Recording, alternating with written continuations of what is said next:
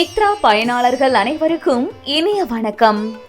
இன்று 2025 வருடம் மே மாதம் 30ஆம் தேதி, விசுவாவசு வருடம் வைகாசி மாதம் 16ஆம் நாள் வெள்ளிக்கிழமை.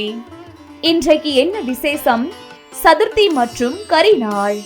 யாரை வழிபடலாம்? விநாயகரை வழிபட காரிய தடைகள் நீங்கும். இன்று யாருக்கெல்லாம் தவறி போன சில வாய்ப்புகள் மீண்டும் கிடைக்கும் பார்க்கலாம் வாங்க. மேசராசி அன்பர்களே, எதிர்பாராத சில திருப்பங்கள் ஏற்படும். மனதில் புதுவிதமான தைரியம் உண்டாகும். புதிய முயற்சிகள் பற்றிய சிந்தனைகள் மேம்படும். புதிய தொழில்நுட்பம் சார்ந்த தேடல் உண்டாகும். ரிஷபராசி அன்பர்களே, நண்பர்களின் வழியில் மகிழ்ச்சியான சூழல் அமையும். பொன் பொருட்சேர்க்கை ஏற்படும். உயர் பதவிகளில் இருப்பவர்களின் ஒத்துழைப்பும் அறிமுகமும் புதிய மாற்றத்தை ஏற்படுத்தும். புதிய ஆடைகளை வாங்கி மகிழ்வீர்கள்.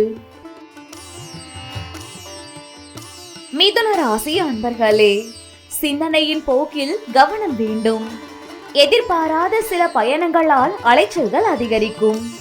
தம்பதிகளுக்குள் அனுசரித்து செல்லவும். பணி நிமித்தமான சிந்தனைகள் மேம்படும். கடகராசி அன்பர்களே, எதிர்பாராத சில செலவுகளால் சேமிப்புகள் குறையும். சமூக பணிகளில் மாற்றமான சூழல் அமையும். சில அனுபவங்களால் மனதளவில் மாற்றம் உண்டாகும். பிற மொழி பேசும் மக்களிடம் கவனம் வேண்டும். சிம்ம ராசி அன்பர்களே, நினைத்த காரியங்கள் நிறைவேறும். உடன் பிறந்தவர்கள் ஆதரவாக இருப்பார்கள். காப்பீடு பணிகளில் மேன்மை ஏற்படும். எதிர்காலம் சார்ந்து சில முடிவுகளை எடுப்பீர்கள். கன்னி ராசி அன்பர்களே, ஆன்மீகம் சார்ந்த பணிகளில் ஈடுபாடு ஏற்படும். உயர் பொறுப்பில் இருப்பவர்களின் தொடர்புகள் கிடைக்கும். எதிலும் ஆகமின்றி செயல்படுவீர்கள். ஜாமீன் செயல்களில் சிந்தித்து செயல்படவும். துலாம் ராசி அன்பர்களே, உடன்பிறப்புகளின் வழியில் மகிழ்ச்சியான சூழல் அமையும்.